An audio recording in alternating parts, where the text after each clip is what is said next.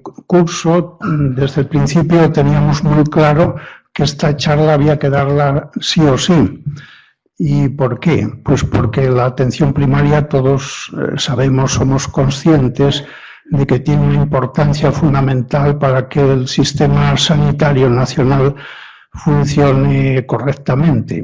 La atención sanitaria es el primer eslabón de la asistencia, de tal forma que el médico de familia es quien primero conoce los síntomas iniciales de un paciente y el enfoque que él le pueda dar inicialmente, pues seguramente que luego las cosas irán de una manera o de otra.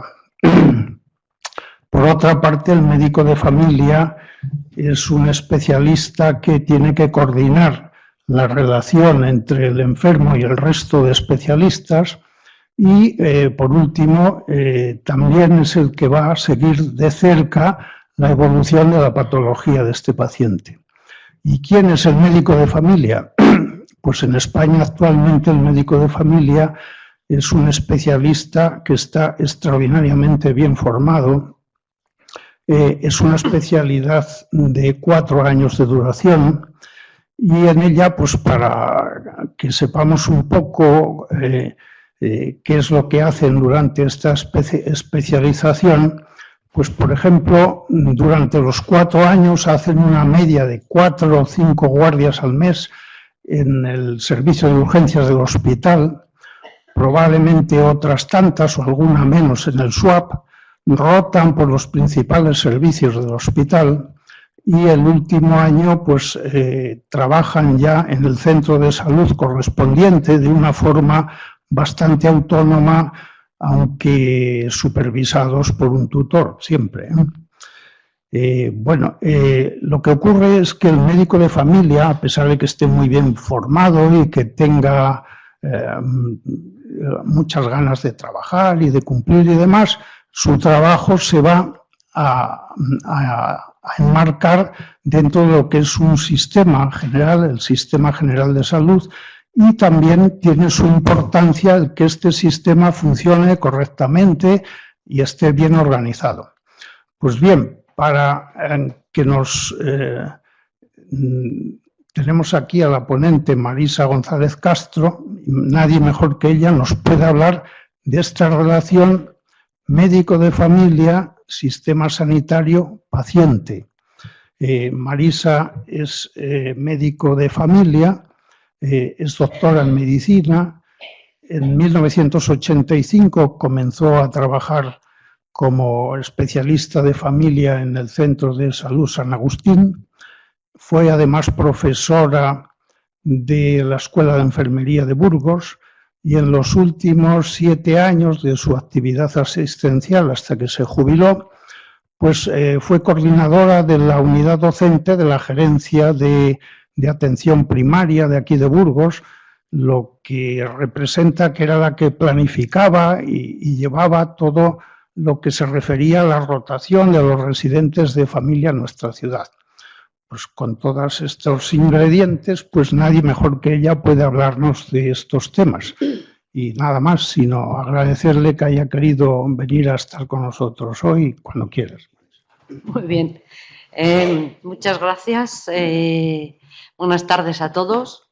Lo primero, quiero agradecer al Colegio de Médicos y en especial al doctor Pérez Villoria esta invitación para hablar de este tema, porque, como decía hace un momentín hablando con la prensa, corren muy malos tiempos para la atención primaria. Estamos en un periodo de decadencia, digamos, de descenso, porque en estos tiempos tan difíciles de crisis económica, pues existe la tentación de reducir el presupuesto en sanidad y en particular en la atención primaria.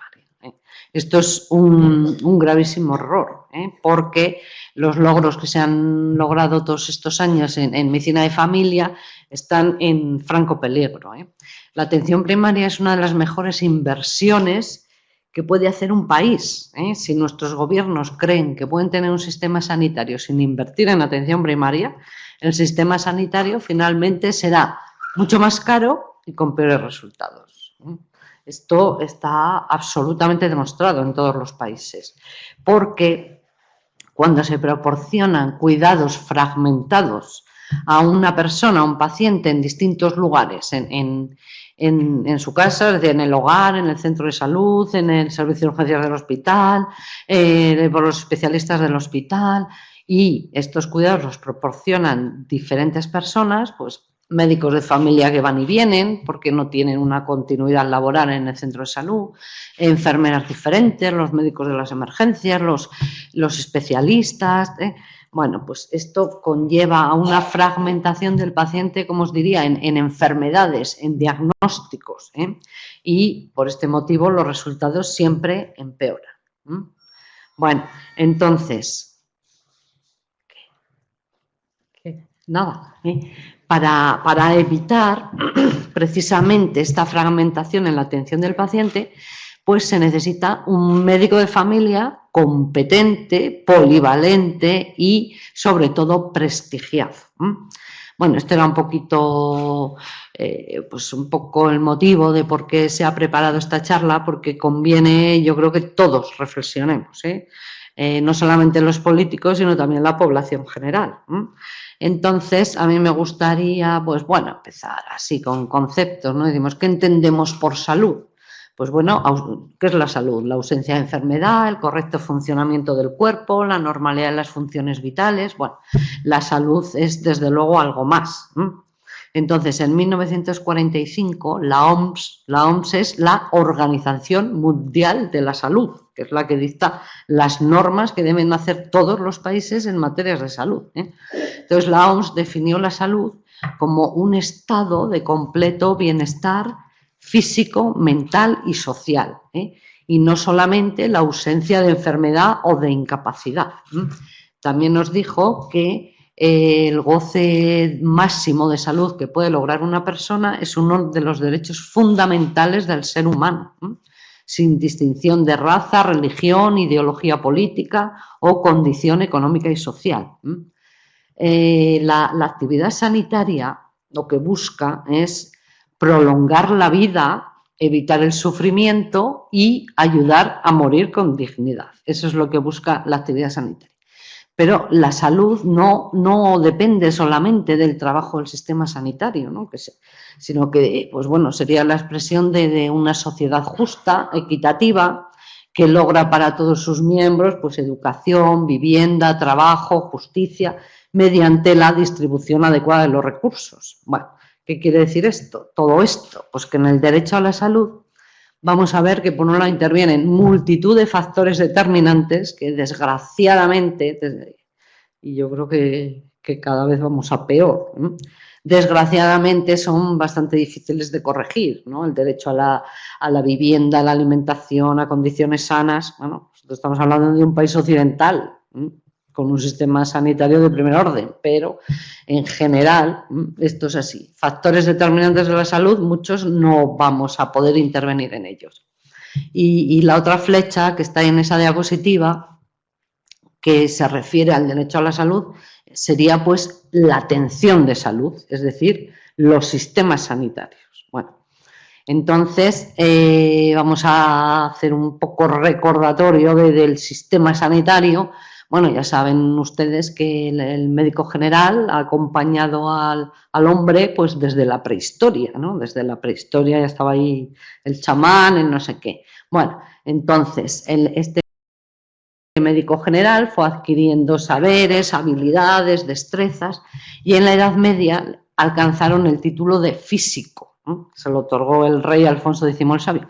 Esto nos suena a todos, ¿verdad? Porque como ahora están muy de moda las series de televisión, ¿no? De históricas, ¿verdad? Vemos ahí a la reina dando a luz y dicen que venga el físico, que venga el físico. Bueno, pues el físico era el médico general. Bueno, ya en el Renacimiento ya aparecen los médicos de cabecera. Los médicos de cabecera pues ya actuaban de forma completa, pasaban consulta en sus domicilios, en sus consultas, domicilio del paciente, en los hospitales, daban clases a los alumnos, hacían investigaciones, diseccionaban cadáveres, en fin. Esto es la época, pues bueno, del Renacimiento, básicamente. Os he puesto ahí una foto de un conocido nuestro, ¿verdad? El Francisco Vallés, el Divino Vallés, que fue el médico de cabecera, el médico de cámara del rey Felipe II.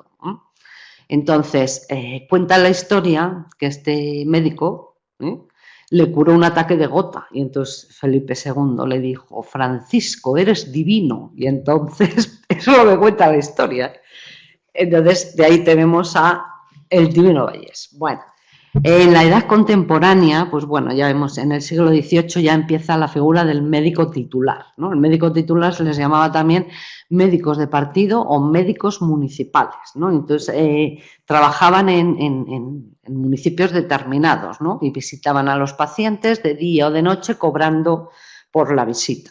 Y entonces, un poquito más tarde, salió una ley de sanidad donde decía que es obligatorio de todos los ayuntamientos de España prestar atención sanitaria facultativa a los residentes en ese municipio y que esta atención tenía que ser gratuita para los pobres.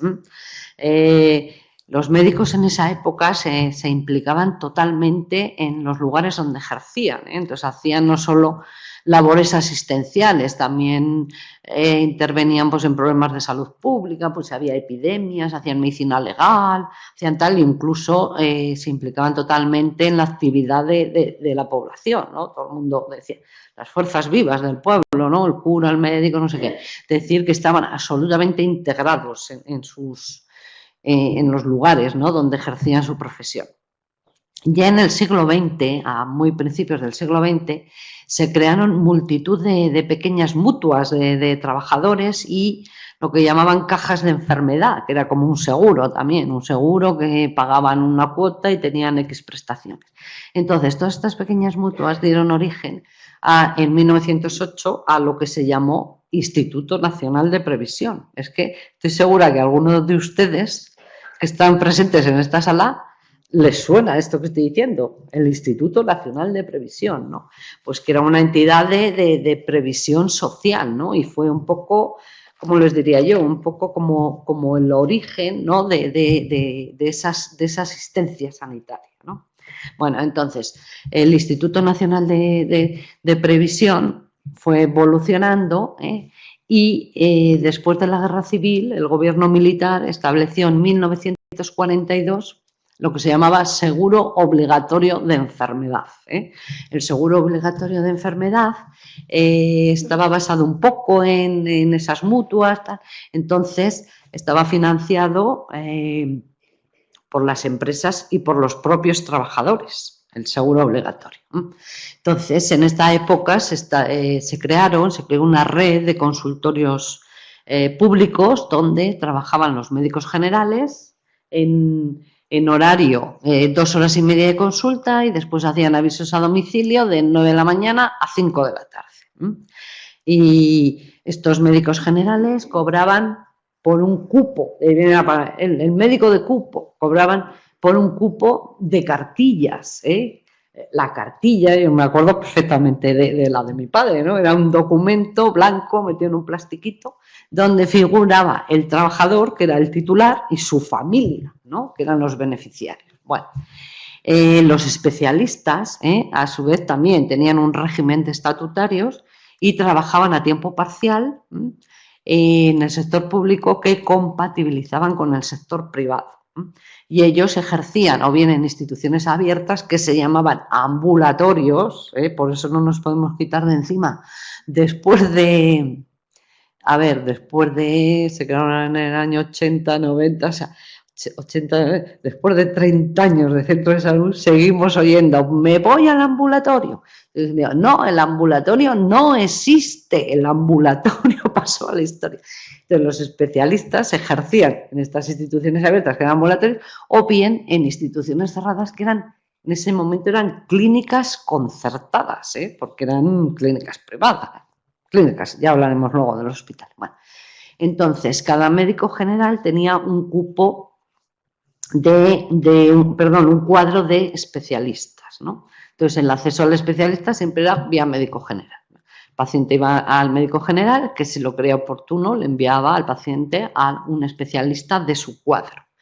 Bueno, las enfermeras en esa época trabajaban como practicantes, con el cupo de varios médicos adscritos, y como enfermeras de consultorio para auxiliar al médico en labores administrativas y en algunas técnicas. Fíjense que he puesto ahí auxiliar, entre comillas, porque una de las funciones parece que tenían en esa época era poner la bata al médico. Esto yo se lo he oído contar a muchísimas enfermeras, que había que ponerle la bata. ¿Tú te acuerdas de eso? La enfermera, o sea, para auxiliar al médico. Vale. En los consultorios, una enfermera tenía el nombramiento de jefa de enfermeras y ejercía pues ciertas labores de coordinación. En 1986, con la Ley General de Sanidad, se modificó el Estatuto Jurídico del Personal Sanitario y se creó la figura de enfermera de atención primaria. Bueno, entonces, en los años 50 o 60, entre los años 50 y 60, se produjo pues bueno, una incorporación masiva de trabajadores al seguro obligatorio de enfermedad. Y entonces esto supuso pues una gran mejora económica de la seguridad social que permitió la construcción de los hospitales públicos. Tened en cuenta que os he comentado que hasta que se empezaron a crear los hospitales públicos, pues los especialistas se crearon en clínicas concertadas. Bueno, entonces, en estos años se crearon más de 120 hospitales, en estos años, unos hospitales que estaban muy, muy bien dotados, tanto en lo material como en lo personal, tenían personal altamente cualificado, tal. Nosotros también tuvimos el nuestro, ¿no? Hospital General Yagüe, las 300 camas. Hasta hace 2 días, ¿no? Hemos tenido las 300 camas. Bueno, esto en lo que respecta a la medicina hospitalaria, porque los consultorios de los años 70, los consultorios, no tenían absolutamente nada que ver con los centros de salud actuales. Entonces, en aquellos años, por la situación del sistema sanitario, pues se caracterizaba pues por una escasez de recursos, orientada a la enfermedad, muy burocrática, muy administrativa, con escasa eficacia del trabajo, el trabajo era individual, con poco prestigio, era muy corriente, ¿no? Iba el paciente, iba al consultorio, al ambulatorio, pedía número, entraban por número de orden, que vengo a que me dé un volante para el especialista, por ejemplo. No, que vengo a que me pase estas recetas, porque está en el médico privado y me ha dicho, llévaselas al médico de cupo y que le haga la receta. Por la seguridad, eso era así, ¿sí o no? Bueno, era así, ¿verdad? Entonces, la figura paternalista y, como diría yo, y amable del médico de cabecera rural con su maletín de aviso en aviso por las calles del pueblo, o bien la figura esta del médico de cupo, como más osca, más tal, y seguramente envuelta en humo, porque en esa época se fumaba en los ambulatorios, se fumaba en las consultas, o las enfermeras, perdón, los practicantes administrando inyecciones, pues bueno, esto se empezó a poner totalmente en entredicho, ¿no? Y a finales de los años 70 se empezó a forjar la imagen actual de la atención primaria con las recomendaciones de la Conferencia Internacional de la Organización Mundial de la Salud, que se le celebró en Alma-Ata en 1978. A partir de aquí se produjo el verdadero despegue de la atención primaria. Entonces, la Conferencia de Alma-Ata fue el evento de política internacional de salud más importante de los años 70. Con el lema Salud para Todos en el año 2000, pues se subrayó la importancia de la atención primaria como estrategia para alcanzar un mayor nivel de salud de los pueblos. Se colocó a la atención primaria en el centro del sistema. Se dijo que se tenían que integrar las actividades curativas, digamos, con las de preventivas y de promoción de la salud, y se recomendó mejorar las condiciones de los profesionales sanitarios y proveer a la atención primaria de los recursos necesarios, ¿no? para hacerla extensible y de calidad. Bueno, entonces en Alma Ata, pues bueno, se pronunciaron una serie de ¿cómo os diría?, de principios, de premisas, ¿no? Entonces allí se dijo que la atención primaria de salud pues es la asistencia sanitaria esencial, accesible, a un costo que el país y la comunidad pueden soportar, realizada con métodos prácticos, científicamente fundados, socialmente aceptables. La atención primaria es el mecanismo por el que los países proveen mejor salud a la población y con mayor equidad. Y la atención primaria es la provisión de 4 funciones. Es el primer contacto con el sistema sanitario, está orientado a la persona, hace una asistencia continua a lo largo del tiempo de la persona, cubre todas las necesidades del individuo, de salud del individuo, y solamente deriva problemas que son muy usuales para los que no tiene competencias que pueda solucionar la misma atención primaria. Y además coordina la atención cuando la población recibe atención a otros niveles. Bueno, entonces España estuvo presente en esta conferencia, en la conferencia de Alma Ata, y firmó la declaración de Alma Ata. Entonces, a partir de aquí se produjeron en España importantísimas decisiones, acciones políticas, ¿no? Pero, de todas formas, en el origen de la organización de los servicios de atención primaria en España hubo varias influencias que coincidieron en el tiempo. Por supuesto, la filosofía enmanada, dijéramos, de la declaración de Alma Ata fue determinante, ¿no? Pero también por la toma de conciencia de algunos profesionales, pues que rechazaban el modelo tradicional, puramente administrativo, curativo, se sentían solos, marginados y desmoralizados. Y el desarrollo en Estados Unidos de los años 70 de la especialidad de medicina de familia, como forma de dignificar la medicina general. Bueno, pero el impulso final para la reforma en la atención primaria fue la voluntad política de realizarla. Y esto ocurrió bajo los gobiernos de la UCD y del PSOE. Previamente a Alma Ata, en 1977, el primer gobierno democrático de la OCDE creó el primer Ministerio de Sanidad. Y en 1978, el organismo gestor de las prestaciones sociales, el INP, el Instituto Nacional de Previsión, se desdobló en distintas entidades gestoras, correspondiendo al Instituto Nacional de la Salud, lo que hemos llamado siempre el INSALUD, la gestión de la atención sanitaria, lo que era el seguro obligatorio de enfermedad. En 1978 se creó la Comisión Nacional de la Especialidad de Medicina de Familia y se creó esta especialidad, de tal manera que en el año 79 ya salieron en la convocatoria MIR las primeras 500 plazas para hacer esta especialidad. Especialista en medicina de familia, para ejercer con dignidad la medicina y con conocimientos científicos la medicina general. En 1982 el Partido Socialista gana las elecciones y continuó con las reformas que se habían iniciado con la OCDE.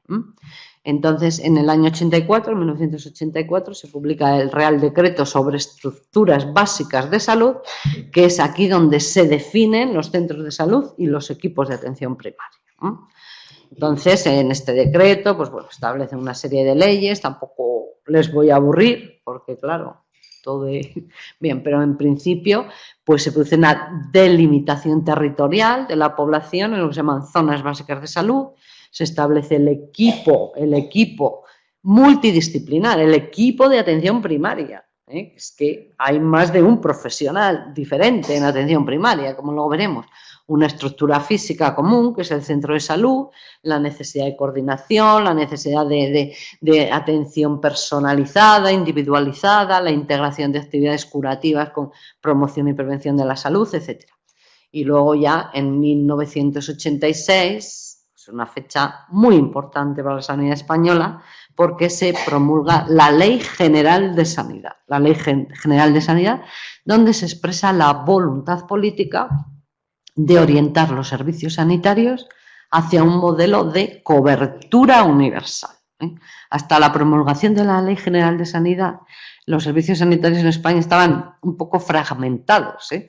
Entonces, por ejemplo, la salud pública, tipo vacunas, todo este tipo de cosas, y la salud mental dependía de las instituciones, del Estado, de las diputaciones, de los ayuntamientos. Y luego estaba la beneficencia, la beneficencia que tenía con aportaciones públicas, económicas, públicas y privadas, se encargaba de la población sin recursos. Yo, José, me acuerdo de las cartillas de beneficencia. ¿Te acuerdas de eso, no? No, es que esto es de... Eso nos lo decían los administrativos, porque nosotros no nos oreábamos de nada. Nosotros estábamos a lo nuestro, ¿no? A pasar consulta. Decía, ¿qué te has equivocado? Que es que este es de la beneficencia. Qué pereza, esto era así, ¿no? Teníamos un pequeño lío ahí con las cartillas. Tal. Bueno, eso desapareció absolutamente en 1986 con la Ley General de Sanidad. La Ley General de Sanidad incorporó dos elementos claves para el desarrollo, que era la descentralización de la sanidad a las comunidades autónomas y la reforma de la atención primaria ya plenamente, ¿no? Y se creó lo que se llama Sistema Nacional de Salud, en la búsqueda, como os digo, de la equidad y la eficiencia del sistema sanitario. Entonces, conviene que todos recordemos cómo es el Sistema Nacional de Salud español, uno de los mejores del mundo. Tiene cobertura universal. Cobertura universal quiere decir para todo el mundo, incluidos los inmigrantes sin papeles, que esto se está empezando a olvidar. Los médicos nos da igual. O sea, nosotros no pedimos papeles, En urgencias, en una ambulancia con un paciente y no piden papeles. O sea, cobertura universal. Financiación 100% por impuestos. No existen copagos, exceptuando, como todos sabemos, en medicamentos. Medicamentos que es un porcentaje de las rentas, tanto del personal activo como de los pensionistas pagan X, un porcentaje según sus rentas. Las pensiones no contributivas y los parados de larga duración no pagan cero medicamentos. Las prestaciones del Sistema Nacional de Salud pues son muy amplias, tiene muy pocas limitaciones. Bueno, ya hemos comentado que está descentralizado desde el 2002 en todas las comunidades autónomas y los servicios están organizados a dos niveles, ¿no? Atención primaria y atención especializada. Todo lo demás ha desaparecido, ¿no? Atención primaria y atención especializada, ¿de acuerdo? Entonces esto es pues como un esquema de todo este rollo que he soltado, ¿no? Desde los médicos de asistencia pública domiciliaria, los médicos titulares, el seguimiento obligatorio de enfermedad, el inicio de la asistencia sanitaria de la seguridad social, el InSalud, el Real Decreto de Estructuras Básicas de Salud, la Ley General de Sanidad, etcétera, ¿no? Un poco el resumen de la evolución de nuestro sistema sanitario. Antes, la asistencia sanitaria en España estaba organizada a 3 niveles. El nivel 1, consultorio con el médico general, pediatra, obstetra. El nivel 2, ambulatorio, insisto, ambulatorio de especialidades, ambulatorio de especialidades. Aquí estaba en la Avenida del Cid, ¿verdad? Al lado del Yagüe. Y el nivel 3, que eran los hospitales, ¿no? Actualmente solamente existen 2 niveles. Atención primaria, centro de salud, equipo de atención primaria, con médico general, médico de familia y pediatra y el resto del equipo. Y atención especializada.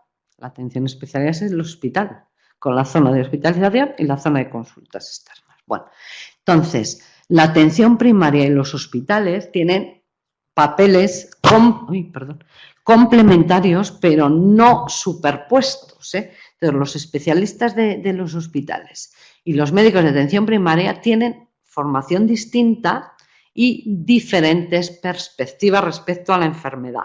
Los hospitales especialistas están orientados más al tratamiento de las enfermedades, es decir, están orientados a la enfermedad.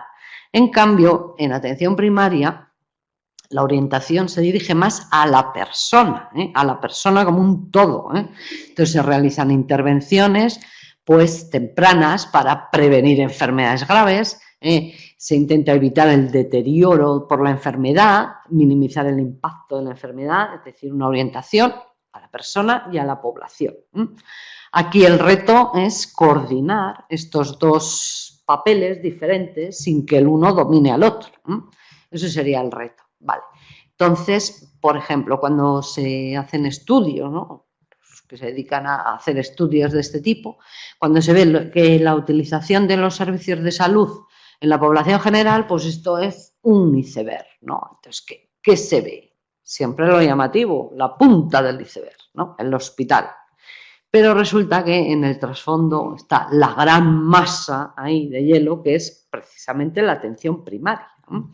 Entonces, mirad, esto es una imagen, me gusta a mí esta, porque es una imagen, como os diría yo, que resume un poco la ecología, digamos, de la atención sanitaria. Entonces, en una población, una determinada población, las personas que tienen síntomas, pues vemos que la mayoría lo resuelven por sí mismos, ¿no? Los problemas que tienen de salud. Y una pequeña parte, una bastante pequeña parte, ¿no? Van a consultar con un profesional. Entonces, cuando se consulta con un profesional, el que interviene es el médico de familia. La mayor parte de los problemas que se consultan en atención primaria se resuelven en la misma, y solamente una pequeña parte de estos problemas se deriva al hospital. O sea, esto es como os digo, es una imagen que llamamos de la ecología del sistema sanitario. También existen datos del porcentaje de la población que visita al menos a un especialista al año, ¿no? Existen datos en distintos países. Como veis, en España, el 30% de la población, el 40% de los usuarios consulta al especialista al menos una vez al año. Entonces, esto pues se ha visto que a más especialistas diferentes visitados se producen mayores costes totales, por costes médicos, pruebas e intervenciones diagnósticas y tipos de medicación. Esto está absolutamente estudiado. Entonces, ¿por qué es importante la atención primaria? Porque consigue mejores resultados en salud con menores costes y a mayor equidad en salud.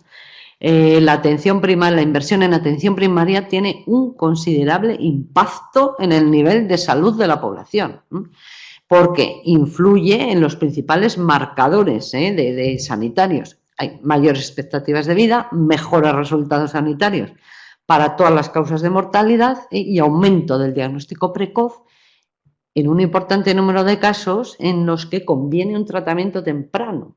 Estos son afirmaciones absolutas que pueden ustedes encontrar en cualquier parte. Entonces, el tema es, ¿por qué decimos esto? Porque es que esto está confirmado con estudios de investigación y publicaciones a nivel internacional. Yo aquí les he traído pues algunas. El acceso a la atención primaria produce un descenso en la mortalidad, mejores resultados sanitarios por todas las causas generales, cáncer, enfermedades cardiovasculares, esperanza de vida, etcétera. Mayor esperanza de vida, diagnóstico precoz del cáncer de mama y diagnóstico precoz del cáncer de cuello uterino. Esto son publicaciones científicas, ¿no? O sea, no es que se diga, ¿no? Que se nos llene la boca, ¿no? Diciendo que la atención primaria salva vidas y ahorra dinero, es que es así, ¿no? Por lo tanto, los expertos confirman, que afirma, ¿no?, que la atención primaria de salud es el elemento central del sistema sanitario, como nos ha dicho el doctor Pérez Villori. Los pilares organizativos de la atención primaria son el centro de salud y el equipo de salud multidisciplinario. Vamos a ver luego cuánta gente hay metida ahí en el centro de salud, ¿no? Un sistema sanitario que se centra esencialmente en las aplicaciones tecnológicas, en la tecnología, no es eficiente en términos de salud poblacional. La tomografía por emisión de positrones no tiene repercusión en la salud de la población, dijéramos, ¿no? Y la atención primaria forma parte del desarrollo político, social y económico de los países. Esto lo dice la Organización Mundial de la Salud. ¿Qué funciones tiene la atención primaria? Pues bueno, diagnóstico, prevención, tratamiento y apoyo para la gran mayoría de los problemas de salud. También sirve de guía a las personas que tienen un problema de salud. Sirve de guía para abordar sus necesidades y promover la confianza en sí mismo del propio paciente. Canaliza también los recursos de la asistencia sanitaria, derivando oportunamente a los pacientes al especialista cuando sea necesario. y da respuesta también a las necesidades de la comunidad, porque la atención primaria está estrechamente ligada a una comunidad concreta. Probablemente las necesidades de la comunidad de, yo qué sé, de Villafranca del Bierzo, pues sean distintas de la de Estepona, quiero decir. Entonces, la atención primaria también tiene que dar respuestas a las necesidades de la comunidad. Bueno, para que la atención primaria pueda ejercer sus funciones, tiene que tener una serie de características. Entonces, tiene que ser accesible, tiene que ser continua y longitudinal, tiene que ser integral e integrada y coordinada.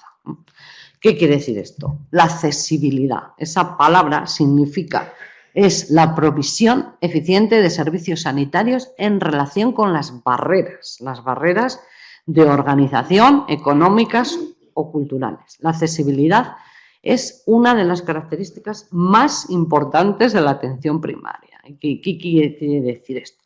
Pues que siempre estamos ahí, disponibles. Solo tienes que llamar por teléfono y pedir cita. Y si vienes sin cita, pues también te buscamos un hueco, que a veces nos enfadamos un poco, la verdad. Y digo, ay, creí que había acabado y bueno, pero siempre te buscamos un hueco. La integralidad es la capacidad de resolver la mayoría de los problemas de salud de la población atendida. En atención primaria es de alrededor del 90%, del 90-95% de los problemas que llevan a atención se resuelven en atención primaria. Una de las principales características del médico de familia es que siempre está disponible para cualquier problema de salud, para cualquier persona de cualquier edad y de cualquier sexo.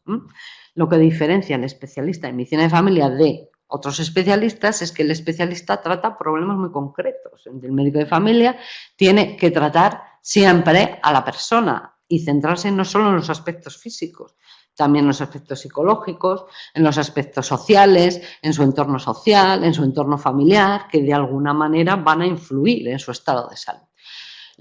Otra característica importantísima, la continuidad. La continuidad es el seguimiento de los distintos problemas de salud de un paciente por los mismos profesionales, médico y enfermera, de forma longitudinal, es decir, continuidad de la atención a lo largo de la vida del paciente. ¿Qué pasa con la coordinación de los recursos? Pues bueno, la atención primaria, hemos dicho creo varias veces, es la base del sistema sanitario, pero también es su piedra angular. ¿Qué pasaría si falláramos? Pues pasaría que las listas de espera de los especialistas serían kilométricas, que las urgencias se colapsarían, que los hospitales se llenarían. Por lo tanto, nuestro papel como filtro es muy importante, pero no solo eso, nuestro papel es muy importante en la coordinación de la atención a pacientes con múltiples enfermedades o más de una, que han sido vistos por múltiples especialistas. Coordinación de la atención y seguimiento de los cuidados. Bueno, entonces esto es de la Ley de Cohesión y Calidad del Sistema Nacional de Salud, publicada en 2003. Entonces, son las actividades que hace la atención primaria como nivel básico de atención. Todo esto que pone aquí: asistencia sanitaria, demanda programada y urgente en consulta y domicilio, procedimientos diagnósticos y terapéuticos, actividades de prevención, promoción de la salud, atención familiar y atención a la comunidad, actividades de información y vigilancia en protección de la salud, rehabilitación básica. Unidades de fisioterapia tenemos en atención primaria, ¿sí o no? Tenemos rehabilitación. A ellas no les gusta que digamos que es rehabilitación. Rehabilitación es el hospital. Nosotros somos las unidades de fisioterapia. Unidades de fisioterapia.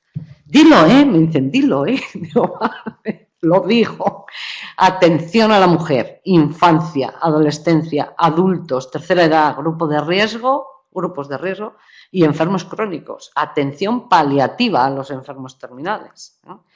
Atención a la salud mental, siempre en coordinación con servicios especializados. La salud mental siempre es más complicado, ¿no? Y atención a la salud bucodental. Todo esto lo recoge la Ley de Cohesión y Calidad del Sistema Nacional de Salud y es las actividades de la atención primaria. Para hacer todo esto, ¿cómo está organizada la atención primaria? Bueno, pues tiene una estructura física, tiene una estructura humana, bueno, capital humano, llamémoslo como sea, ¿no? Y la estructura asistencial. Bueno, la estructura física es el centro de salud, son edificios, son locales, todos ustedes los conocen, ¿no? Tiene uno el área pues, de recepción, información, despachos de médicos, biblioteca, esto y lo otro, ¿no? Entonces, el territorio de influencia de un centro de salud se llama zona básica de salud. Entonces, puede abarcar uno o más barrios de una ciudad y en el medio rural uno o más pueblos. Pero la condición tiene que ser que las distancias estén a menos de 30 minutos del centro de salud, para delimitar la zona básica de salud. Bueno, el área de salud es la agrupación de zonas básicas de salud. Entonces, un área de salud, una gerencia de atención primaria, pues abarca aproximadamente a 250.000 habitantes o una provincia, ¿no? En Burgos hay un área de salud, una gerencia de atención primaria, pero Valladolid, por ejemplo, que es mucho más grande, pues tiene 2 áreas de salud. O León, por ejemplo, que no es más grande que Burgos, como tiene una dispersión geográfica tremenda, tiene 2 áreas de salud, el área de salud de León, el área de salud del Bierzo, etc.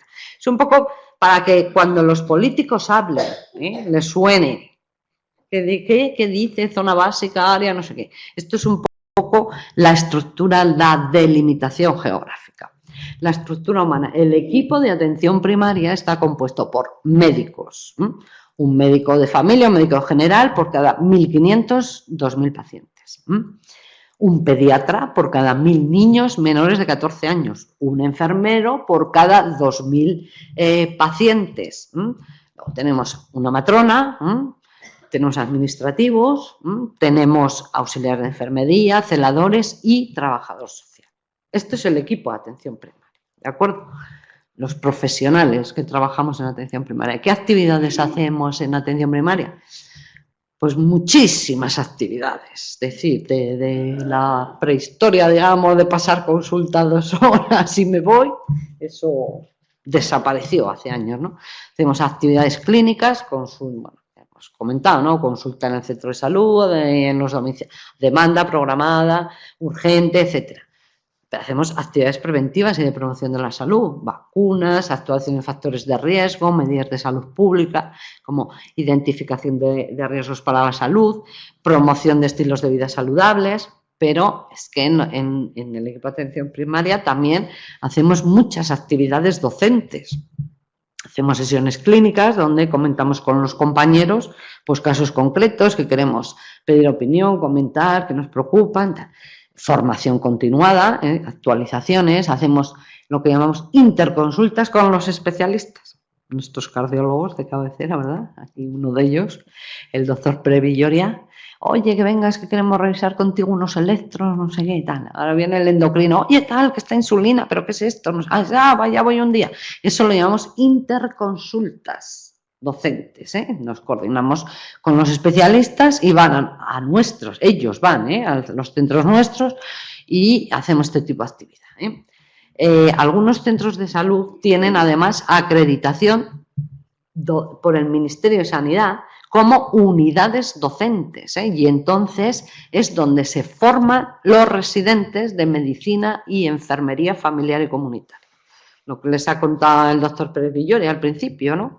Como estos residentes están un tiempo en el hospital, van rotando esto y lo otro y luego van a su centro de salud, donde están con su tutor principal y los tutores de apoyo.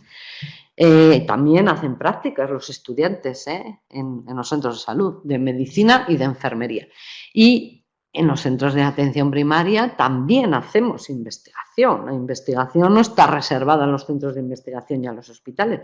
En primaria se hace investigación, estudios científicos orientados sobre todo al diagnóstico precoz de enfermedades y a la prevención. Es básicamente la investigación que se suele hacer en atención primaria. Estas investigaciones, pues hacemos publicaciones en libros, en revistas científicas, vamos a congresos, lo presentamos, etcétera. Es decir, que estamos muy ocupados en los centros de salud, ¿no? O sea, hacemos multitud de cosas. Bueno, entonces ahora quería comentar un poquito. ¿Cómo voy de tiempo, Pepe? Bien, ¿no? Quería comentar un poquito las que ha dicho el doctor Pérez Villers. La especialidad en medicina familiar y comunitaria es una especialidad médica, ¿no? Es una especialidad, ¿no?, cuyo objeto de conocimiento es la persona como un todo, físico, psíquico y social. Es una especialidad que comparte conocimientos y destrezas de otras especialidades, pero que integra las ciencias biomédicas con las ciencias de la conducta y ciencias sociales. Es capaz de resolver, ya he comentado antes, el 90-95% de los problemas de salud y es capaz de proporcionar cuidados continuos e integrales al individuo, a su familia y su comunidad, poniendo un especial empeño, diríamos, en la relación médico-paciente. Esta especialidad se creó, ya os he comentado, que se creó a finales de los 70 en Estados Unidos y después en España en 1978, en el 79 empezó ya la primera promoción, con el objetivo de lograr un médico muy bien formado, que ejerciera pues una medicina más accesible, más humana, más integral, más eficiente y de mayor nivel científico-técnico. Entonces, con esta especialidad se pretendió un poco llevar pues el nivel que se había alcanzado en los hospitales públicos con el sistema MIR de formación de especialistas a la atención primaria, ¿de acuerdo? Entonces, el médico de familia, por lo tanto, es el especialista cuya área de conocimiento abarca a la persona como un todo. El modelo de actuación de un médico de familia se dice que es un modelo biopsicosocial. Modelo biopsicosocial. ¿Qué quiere decir esto? Que entiende la enfermedad en el contexto vital de cada persona. Y el centro de atención y estudio no es la enfermedad, sino el enfermo. ¿Qué significa este concepto filosófico? Pues bueno, esto significa ni más ni menos que la enfermedad se presenta personalizada, se presenta personalizada en una persona que se va a poner enferma a su manera, una misma enfermedad, uno se va a poner enfermo según como sea uno. Por lo tanto, este modelo biopsicosocial lo que intenta es integrar la ciencia médica moderna con la capacidad de entender a ese enfermo. No sé si logro explicarme, ¿no?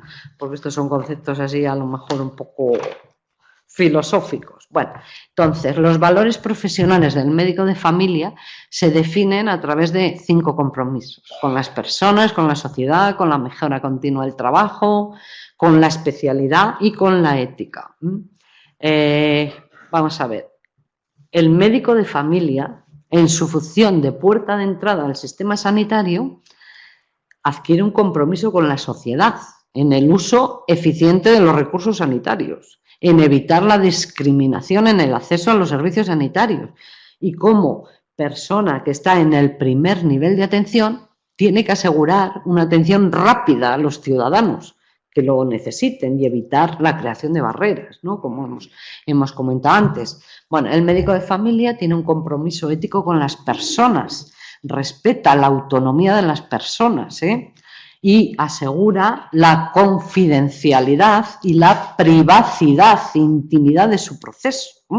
Esto es una cosa que a veces preocupa mucho a la gente, ¿no? Pues porque, bueno, en los centros de salud, en los hospitales, ahí por los archivos de historias clínicas, ahora que todo está informatizado, entonces siempre surge la duda, pero bueno, mi vecino va a saber que a mí me han operado de no sé qué. Bueno, de todas formas eso tiene mucha gracia, porque, a saber, estamos luchando desde hace mucho, ¿no? En la ética, ¿no? En la ética hay que respetar la confidencialidad, la intimidad de la enfermedad, del proceso de la persona, y hasta hace muy poco, no sé, por motivos personales de familiares, en la sala de espera de la consulta de oncología al aire libre, porque es un empeño personal del doctor García Girón, un empeño, lo sé porque me lo ha contado, que le ha costado lo suyo poner unas mamparas de cristal, porque no sé si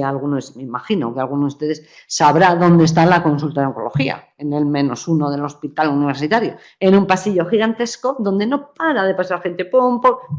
¿Qué haces aquí? te dice, por favor, si estamos luchando desde hace años, o sea, el médico de familia, todos los médicos, tenemos un compromiso ético con las personas, ¿no? De respetar su autonomía y de respetar la confidencialidad de su proceso. Pero además, el médico de familia, en su compromiso ético con las personas, debe facilitar la información necesaria al paciente para que sea él el que decida el curso de la atención que recibe. O sea, eso de, ¿cómo diría yo? No sé si paternalismo o autoritarismo del médico. Bueno, fulana, es que te tienes que operar, pero bueno, pero es que te tienes que no. Vamos a ver, tienes esto, conviene que te operes. Puedes tener estas complicaciones o no. Si te operas, casi seguro, tú verás, ¿no? Eso sería lo lógico. Gracias a Dios está un poco cambiando, ¿no? En este sentido. Bueno, el médico de familia tiene la obligación de mantener la competencia profesional, actualizando sus conocimientos y habilidades para minimizar la posibilidad de cometer errores. Pero yo añadiría, la organización sanitaria tiene la obligación de proporcionar al médico de familia los medios para mantener la competencia profesional. Esto, pues bueno, los que hemos trabajado un poquito en la gestión sabemos, ¿no? Que a través de los servicios de formación se hace mucha formación de cursos, talleres, reciclajes en los cuales el médico o la enfermera se va a un servicio determinado, tal. Pero esto, pues bueno, desgraciadamente debido a los recortes en sanidad, pues cada vez tenemos menos posibilidades, ¿eh? Eso es así. Luego, el médico de familia valora el trabajo en equipo, participa en la formación de nuevos residentes, como os he comentado, ayudando a aprender a las nuevas generaciones de médicos de familia. ¿Qué papel, cuál es el papel y función del médico de familia? Bueno, el médico de familia, generalmente conocido por la población como médico general o médico de cabecera, ya hemos visto, voy a redundar aún más en el tema, ¿no? Que la diferencia del médico de familia es que tiene una formación de 4 años, etc. Tampoco vamos a redundar en ello, ¿no? El médico de familia es un médico generalista, ¿no? Pero también se nos podría llamar un poco médico todoterreno, porque nuestra formación es muy versátil, entendemos más o menos de todo, y entonces podemos abordar multitud de problemas, hacemos frente a multitud de problemas, pues enfermedades comunes, afecciones agudas, control de pacientes crónicos, bajas laborales, cuestiones administrativas, atención en la violencia de género, cirugía menor, urgencias, etc. Además, hacemos una cosa que casi nadie hace más hoy en día, que es que visitamos a los pacientes en su domicilio. Entonces, tenemos en nuestro cupo pues pacientes que no pueden salir de casa, pues porque se han puesto fatal y no pueden ir a la consulta, o porque están inmovilizados, o porque están en situación terminal. Bueno, pues nosotros también atendemos a estos pacientes, ¿no? Como todos ustedes saben. Bueno, el médico de familia es el primer contacto del paciente, de un paciente que no se encuentra bien y quiere un médico que le oriente, que le apoye, que le ayude, quiere un médico personal, quiere un médico personal. Entonces, el médico de familia está abierto a cualquier consulta de todo tipo, está abierto a lo que decimos nosotros, a cualquier cosa que entre por esa puerta. Estamos abiertos, ¿no? El pie que duele, el corazón que no acaba de arrancar, ahora la diabetes que tenemos que controlar, ahora los mocos, todo de la cabeza a los pies. Nosotros no podemos decir de eso, esto no es de lo mío. Eso me suena mucho a mí. Uy, esto no es de lo mío. Que te manden al otorrino, que esto no es de lo mío, por ejemplo, ¿no? Bueno, una cosa muy importante importantísima, es la continuidad en la atención, la continuidad en la atención. La continuidad en la atención es que siempre te veo yo, que soy tu médico, desde hace años, y ojalá que hasta que me jubile, ¿no? Entonces, esto es muy importante para mí, porque me ponen las cosas mucho más fáciles, porque te conozco, no tengo que empezar de cero, tengo más en cuenta esas pequeñas cosas que sé que a ti te afectan, pero claro, esto también es muy importante para ti, porque no es nada agradable que cada vez que te vea un médico distinto, que no conoce tus antecedentes y con el que no tienes ninguna confianza. Bueno, en el centro de salud está el de siempre, tu médico, está tu médico. ¿Qué decir de los determinantes sociales? Porque claro, eres tú y tus circunstancias, ¿no? Además de esas digestiones que te tienen frito o esa tos que llevas 3 semanas y no se te quita, pues es que además también tienes hijos y tienes padres y tienes trabajo o tal vez no, o quizás estés estudiando o a lo mejor has tenido que dejar de estudiar porque tienes que trabajar para echar una mano en casa. Todo esto te condiciona, es un determinante importante para tu salud. Estas cosas siempre en atención primaria las tenemos en cuenta, ¿no? Cuando el paciente va a la consulta, ¿no?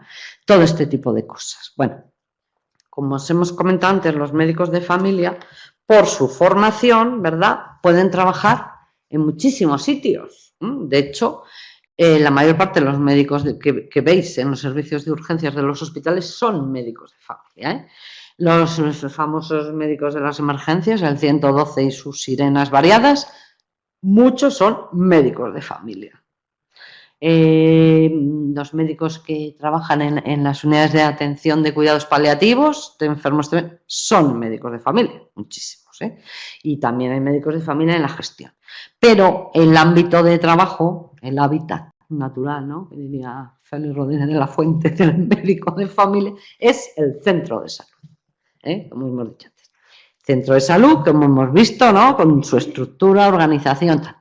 Nosotros utilizamos herramientas de trabajo de toda la vida: la entrevista clínica, el razonamiento clínico, la escucha paciente, la exploración física y la cercanía.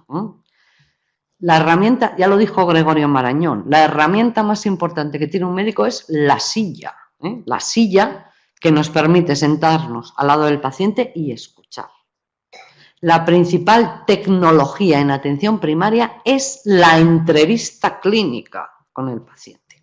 Bueno, hoy en día tenemos tecnología muy sofisticada, muy importante, importantísima, ¿no? Pero estamos perdiendo un poco el gusto por sentarnos y escuchar al paciente. Parece que nos faltan sillas o paciencia, ¿no?, para sentarnos y escuchar al paciente. Nosotros trabajamos de una manera que se llama así, que se llama método asistencial de atención primaria, es el método clínico centrado en el paciente. ¿Qué quiere decir esto? Pues bueno, esto quiere decir que el paciente va a la consulta y presenta sus problemas al médico. Entonces, tenemos que comprender qué significa esta dolencia, este problema para el paciente, ¿no? Comprender qué significa, qué sentimientos le despierta, qué temores, qué efectos va a tener sobre su vida. Es decir, comprender la dolencia, siempre comprender la dolencia.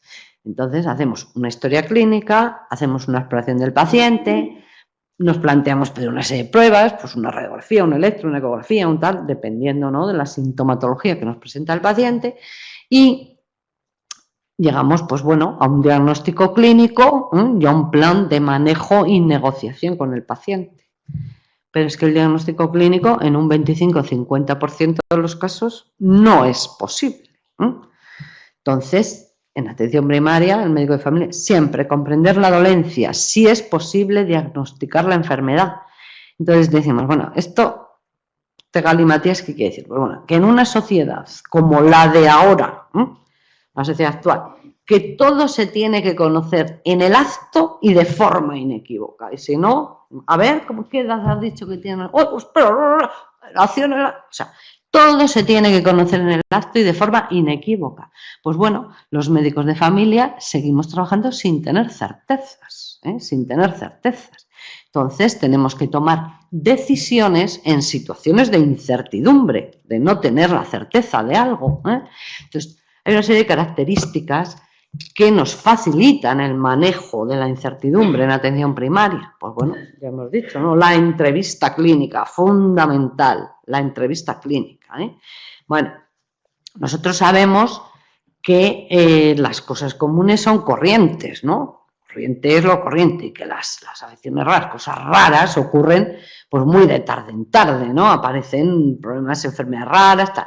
También sabemos que los síntomas iniciales de lo complejo y lo sencillo se confunden y se entrelazan al inicio de las enfermedades, ¿no? Y no nos ponemos nerviosos, digamos, no nos inquieta esperar un poquito la evolución de un proceso, esperar la llegada de un análisis. Para que entienda un ejemplo, me duele la cabeza, uy, a ver si va a ser un tumor cerebral, uy, al hospital, resonancia magnética, no, a lo mejor es una meningitis, casi mejor que le hagan también una punción lumbar. No puede ser, no es razonable. Eso quiere decir que trabajamos sin certezas. ¿Me entienden lo que quiere decir? Dolor de cabeza es un dolor de cabeza, es una cosa muy corriente, pero un dolor de cabeza ocurre en enfermedades desde que estás incubando una gripe hasta que te has tomado un gin tonic la noche anterior. Que eso a lo mejor va a acabar siendo un tumor, puede ocurrir que sea un tumor cerebral, ¿no? El síntoma inicial es lo mismo, en una cosa sencilla, en una cosa compleja. Hay que saber tener paciencia y mirar un poquito la evolución de las enfermedades, manejar con conocimientos también científicos la incertidumbre. Más de la mitad de los pacientes, como he puesto antes, que van por primera vez a una consulta, salen sin diagnosticar. Por lo tanto, hay gente que dice, esto es muy peligroso. No, lo peligroso es etiquetar el diagnóstico a la primera. Tenemos que hacer una espera atenta y científica para poder llegar a un diagnóstico y tomar las decisiones correctas. ¿Cómo tomamos las decisiones? Pues tomamos decisiones, pues una manera que dice, medicina basada en la práctica, o sea, lo que llevo haciendo, lo que he leído, he aprendido de mis maestros y sé que esto se hace así. Pero sobre todo lo que se llama medicina basada en la evidencia científica. La evidencia científica es aquello, lo que se sabe que se debe hacer. Entonces, tenemos muchas fuentes de información que nos permiten facilitar el manejo de esa incertidumbre. Revistas, no sé qué, tal, y lo que se llama las guías de práctica clínica, ¿no? Entonces, sabemos cómo hay que actuar en un infarto de miocardio desde el primer momento, pues porque existe una guía de práctica clínica que dice que hay que hacer el primer paso, segundo, todo. ¿Entienden ustedes, no? Guía de práctica clínica. ¿Qué hacer ante un dolor de cabeza? Pues descartar esto, no sé qué, explorar y pedir esto, pedirlo. Esa es la cosa, ¿no? Ese es en definitiva el modo de actuar en atención primaria. Entrevista clínica, comunicación, siempre comunicación con el paciente, analizar los datos, buscar información. Este paciente tiene, voy a ver, mira, tal, buscar información, tomar decisiones y compartirlas siempre con el paciente, ¿vale? Bueno, España es uno de los países occidentales con mejores resultados en salud. Tiene muy buena calidad del sistema sanitario, con alto nivel de satisfacción de la población y gasto sanitario bajo, ¿de acuerdo?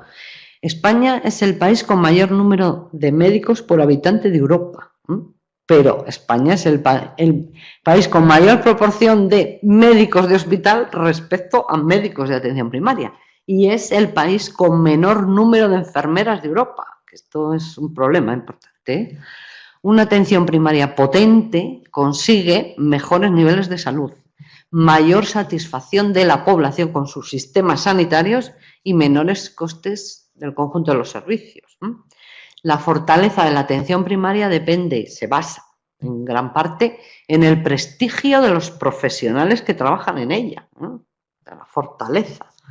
Pero, ¿qué nos está pasando?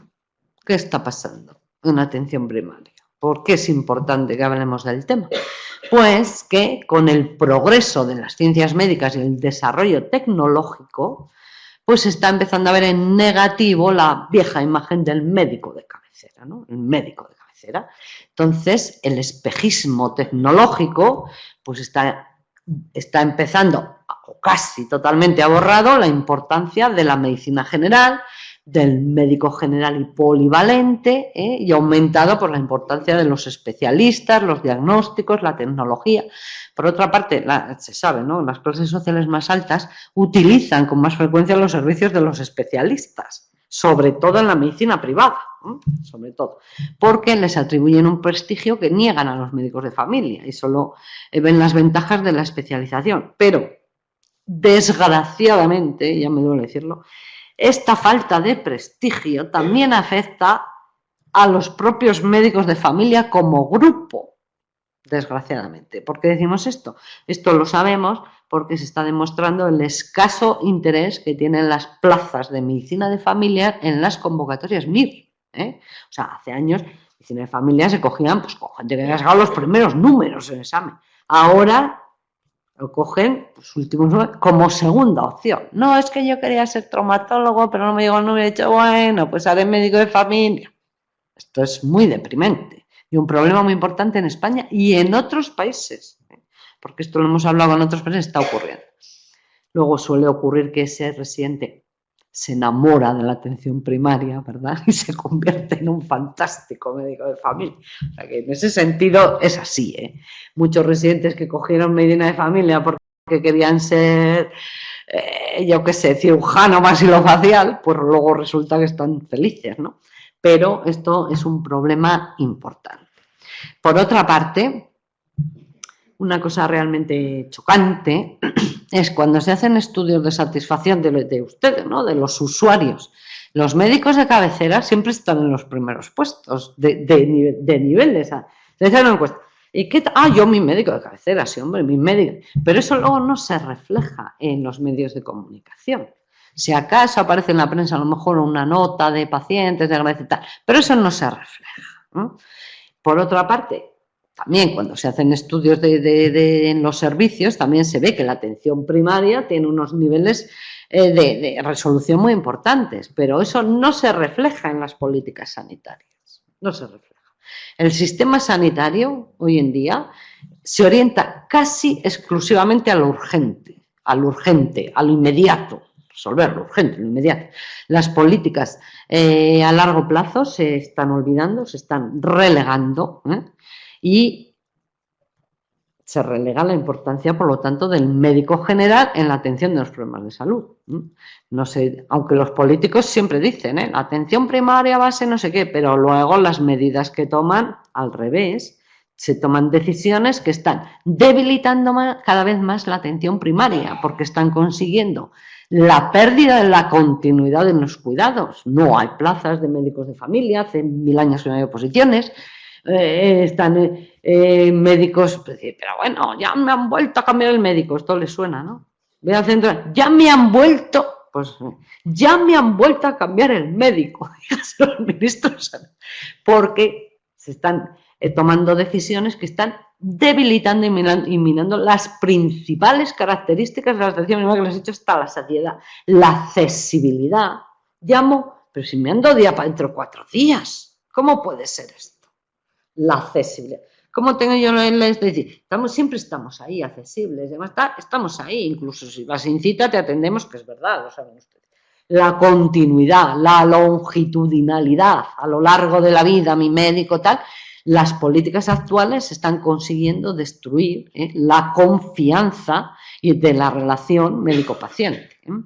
Por lo tanto, es muy importante hablar de estos temas a la población, porque la sociedad española necesita una atención primaria fuerte, desde luego. Ya hemos visto que la asistencia al enfermo es más eficaz, es más segura, es eficiente para la economía nacional, es el ámbito asistencial que mejor garantiza las relaciones humanas, y además en tiempos de malestar social necesitamos elementos de cohesión y de continuidad, que es lo que los médicos de familia ofrecemos un poco, ¿no?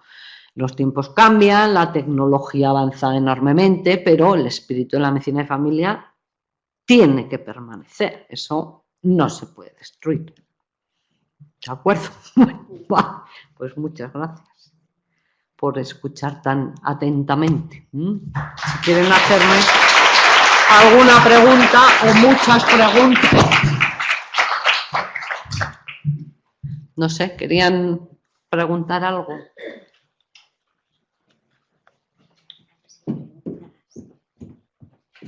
¿Nadie tiene ninguna curiosidad por saber algo? Un momentito, sí.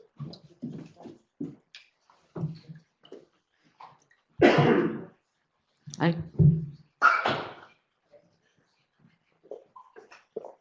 A ver que se lo oye. Dígame. Nada, quería comentar, aparte de ser compañero, pero, Sí. aunque especialista, hace poco había oído hablar de que una médico de familia la habían nombrado la mejor Sí. médico de familia de Europa. Verónica Casado, la conozco, fue Bastante compañera comentado. mía del MIR.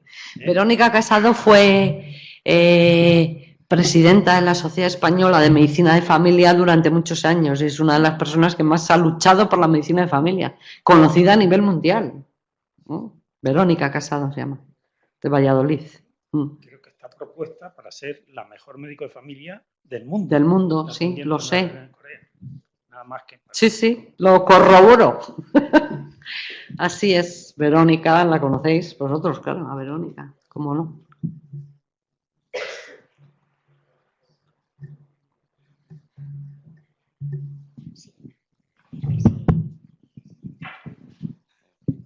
Ahora hay bastante en los medios de comunicación que se habla de especialidades como puede ser la homeopatía o todas estas cosas que generan duda en mucha gente sobre su validez o incluirlas o no dentro del sistema sanitario.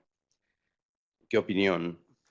Pues yo la verdad es que no creo mucho en ellas, ni la homeopatía ni la acupuntura, siempre he sido muy escéptica, pero como tampoco lo conozco a fondo, pues es que tampoco me atrevo a dar una opinión. Lo que sí sé es que la homeopatía se estudia en la Facultad de Medicina, por lo tanto, y que parece que está comprobado que una base científica tiene, pero yo siempre he sido muy, muy escéptica en eso, la verdad. No puedo lanzar una proclama a favor, ¿no?, de este tipo de medicina alternativa, digamos, ¿eh? Pero eso es como todo. Si hay alguien que tiene poder político y está empeñado, pues lo conseguirán. Hombre, yo la sensación que tengo es que daño no hace, ¿no? Que eso siempre es bueno, ¿no? Por lo menos digo, no sé si vosotros conocéis un poco el tema y no. Ah, sí. Buenas tardes. Buenas tardes. Mire, quería preguntarle qué opinión tiene usted respecto a la medicina natural. Esta que se ejerce casi a nivel comercial, que anuncian que tienes el establecimiento para comprar X productos y que te benefician, por supuesto, día a día. Sí, sí. Eso es que ahora está muy de moda, lo mismo que la cocina vegetariana y la cocina no sé qué. Son productos naturales, siempre están bien. Si nos ayudan a comer mejor, y a regular a lo mejor los niveles de colesterol y no tomar tanta sal y ni tantos aditivos, yo bienvenido sea. Pero nunca hay que confundir sustituir este tipo de productos con medicamentos necesarios, Por ejemplo, yo en mi experiencia personal he tenido un paciente diabético, una diabetes muy complicada, con una insulina y tal, que la mujer se empeñó, tenía que tomar no sé qué hierbas, pues bueno, acabó en la UBI, claro, porque le dejó de poner la insulina. Entonces son cosas que no hay que confundir. A mí me parece fenomenal, la quinoa, no sé qué, ¿cómo se llama esto? La cúrcuma, que me parece muy bien, si todo tiene propiedades naturales, Y me parece fenomenal que no se coman tantas cosas con nitritos, con aditivos, con muchísima sal, con aceite de palma, muy bien, pero no confundir. ¿De acuerdo? Ese sería. No, que no dejo yo de tomar un tratamiento que me han puesto para un proceso porque me han dicho en el herbolario que tomando esta infusión de melisa con no sé qué, no hace falta que me tome pues la pastilla para el asma, por ejemplo. ¿Me entiende lo que le quiero decir? Eso, ahora, consumir productos naturales me parece estupendo. Ojalá se consumieran más, ¿no? Probablemente más producto natural y no tanto envasado y tal, pero esa es la cosa. Bueno, antes has hablado donde trabajaban los médicos de familia, en el centro de salud, en muchos sitios, ¿no? Te olvidaste de uno. A nivel de la OMC, en la Organización Médica Colegial, casi todos los miembros son médicos de familia. ¿Ah? ¿Cierto? Pues sí. Ujú. Bueno, entonces gracias por venir. El próximo 25 de mayo tenemos ya la última charla de este curso que versará sobre el Alzheimer a cargo del doctor Goñi. Por supuesto, les animo a